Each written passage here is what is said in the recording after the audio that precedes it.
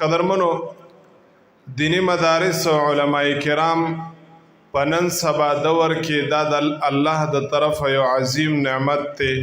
د معاشره د پاره څنګه چې د وجود د پاره بعض اعضادي چې دا غینه بغیر انسان جمدې نه پاتې کیږي او په میډیکل ټرمز کې هغه ته وایټل ساين وي چې هغه د انسان د بدن نه لري شي او یا کټ شي نو هغه جمدې نه پاتې کیږي لکه سر شو دواړه ګردې شوې زړه شو دماغ شو نو د دینه بغیر انسان جمدې نه پاتې کیږي داسې علماء کرام او دا دینی مدارس د معاشره د پاره وایټل ساين دي د دینه بغیر معاشره ژوند نه کوي د دینه بغیر معاشره کې زندگی نه کیږي دا یاد ساتئ او دا خدای الله احسانات تی په مونږ باندې چې الله مونږه په داسې علاقه او په داسې وطن کې پیدا کړیو چې دلته الحمدلله علماء کرام او مدارس او دینی مدارس په وافر مقدار سره موجود دي کومګه د مدارسو په تاریخ باندې نظر واچو قدرمنو د آیات ساتي نو مدرسې قیام خو الله تعالی د هغه وخت نه کړو چې کله وعلم آدم الاسماء كلها او بیا کا دې طرف تراشنو کله چې د غار حرانا د حضور پاک صلی الله علیه وسلم د لومبه وحی ابتدا شوه دا نو دغه زینه د مدرسې آغاز او ابتدا شوه دا او الحمدلله تر دې د مر روانه ده خدای یاد ساته چې دغلته استاد ګور جبرائیل علیه السلام نه دی جبرائیل علیه السلام د الله د طرفه د یو استاذی په شکل کې راغلی دی درالې گلی شوی یو هسته په شکل کې راغلی دی استاد نه دی ځکه چې زمونږ د عقیده ده چې د دواړو جهانو سردار صلی الله علیه وسلم مرتبه د جبرائیل علیه السلام نو چته ده بهرحال دغه زینه خبره را روانه ده کله چې د دواړو جهانو سردار صلی الله علیه وسلم د دین او د اسلام د اشاعت د پاره اولنې مدرسه د ارقم په کور کې قائمي چې دا د صفا د مبارک غرنا یعنی د خانه کعبه نه تقریبا داسې د مشرق په طرف باندې د صفا مبارک غر دی او د غی لاندې دغه ځای کې د ارقم بن ارقم رضی الله تعالی عنہ کورو او په هغه کې بر دواړو جهانو سردار صلی الله علیه وسلم صحابه کرام رضی الله تعالی عنهم ته دین خولو اسلام به خولو او کومه وحی مبارک چې بنازلې دله هغه به صحابه کرام ته بیانولې بیا کله چې د دواړو جهانو سردار صلی الله علیه وسلم مدینه منوره ته تشریف یوړ نو په مدینه منوره کې بیا بل مدرسه قائم کړه مسجد نبوي صلی الله علیه وسلم خزان له مدرسه وا خو په هغه کې یو خاص ځای چې اصحاب صفه ورته یا د صفې چبوتره ورته ویلی شي چې نن هم موجود ده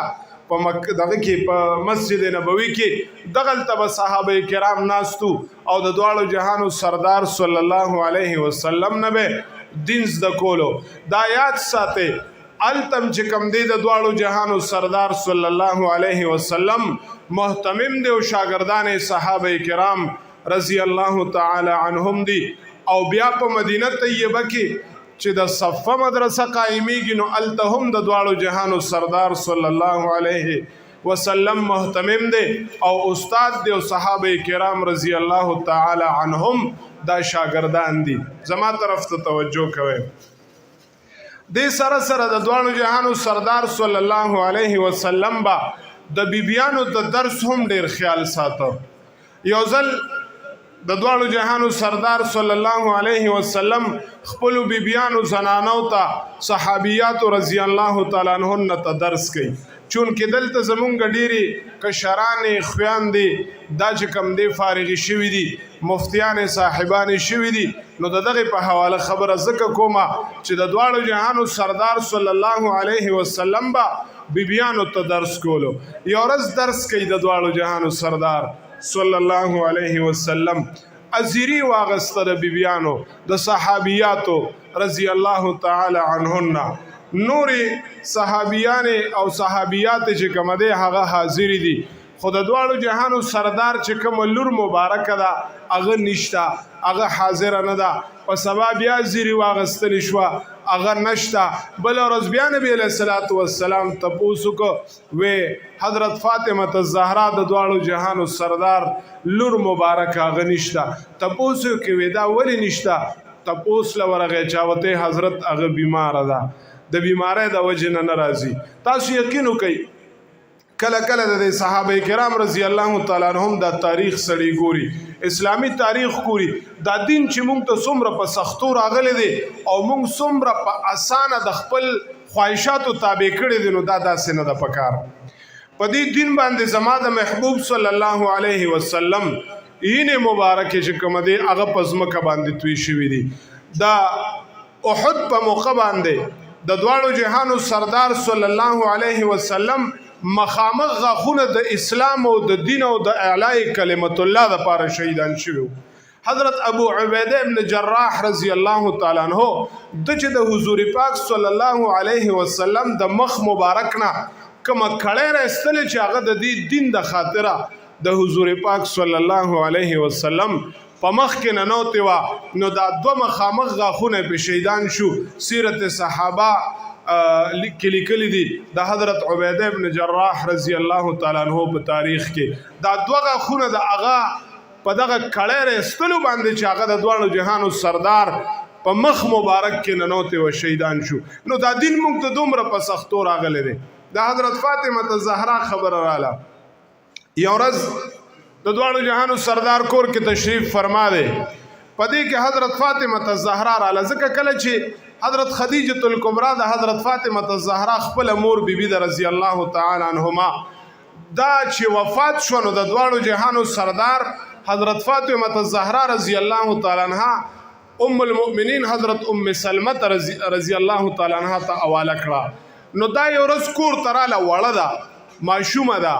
دا رنګ تک زیړ دی او شونډې اوچې دي او ډېر په تکلیف کې ده چې د دواړو جهانو سردار صلی الله علیه وسلم په غیږ کې را پرېوته. نبی علیہ الصلوۃ والسلام خو پلار دی، خپل بچی نه حضرت فاطمه الزهرا رضی الله تعالی عنها نه تپوس کوي بچی څه مسله درته؟ وی بابا جان نور هیڅ مسله نشته، صرف او صرف د لوږې نه مې رنګ خراب دی او شونډو مې چې کومه دی پترې نیولې دي، نور هیڅ تکلیف راته نشته. دا ماشومه ده، په خپلو بچیانو باندې مور او پلار او والدین ډیر زیات خفه کیږي. نبی علیہ الصلوۃ والسلام اسمان ته لاسونه اوچت کړه، یا رزاق ذاته ته زما د اهل عیال ته وګوره، زما بچی او زما د زړه ټوکړه حضرت فاطمه الزهرا په دومره تکلیف کې د لوږې د لاسه. دا لیکون کې لیکي چې د نبی علیہ الصلوۃ والسلام دا دعا وا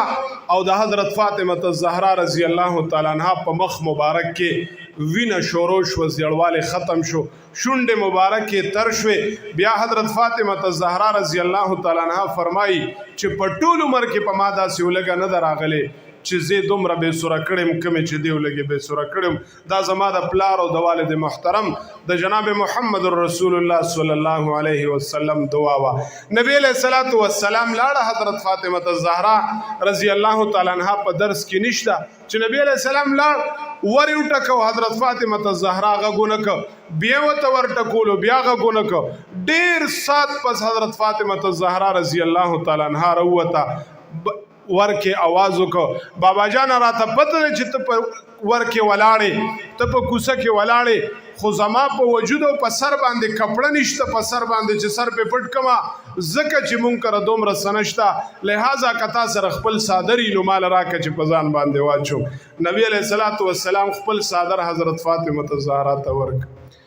دا خپل پلار ته وی بابا جان ته دلته کېنه، زه یو څو رکعت 2 رکعت نفل کوم بیا به تا سره خبرې کوم. مصلی خوره کړه، نبی علیہ الصلوۃ والسلام کټ کې کېناست، دی مصلی خوره کړه، مونځ یې وکړه، مانځه نه پس فارغه شوه او وی ژړل دعا وکړه. نبی علیہ الصلوۃ والسلام ورته وی په دې جاړې چې غریب یې، په دې جاړې چې حسنین مبارکین چې کوم دي د لوږې نه خراب دي، په دې جاړې چې تا ته د مالی بحران او تکلیف دی. وی نه بابا په دې باندې نه جاړم چې زه غریب یم ما ته تکلیف دی یا بیمار یم یا حسنین مبارکین د لوږې نه بیمار دي صرف او صرف په دې جاړم چې په سر باندې مې کپړه نه وه دومره وس مې نو الله راله د دواړو جهانو سردار مبارک صادر راکړه د دې نعمت شکریا څنګه ادا کړم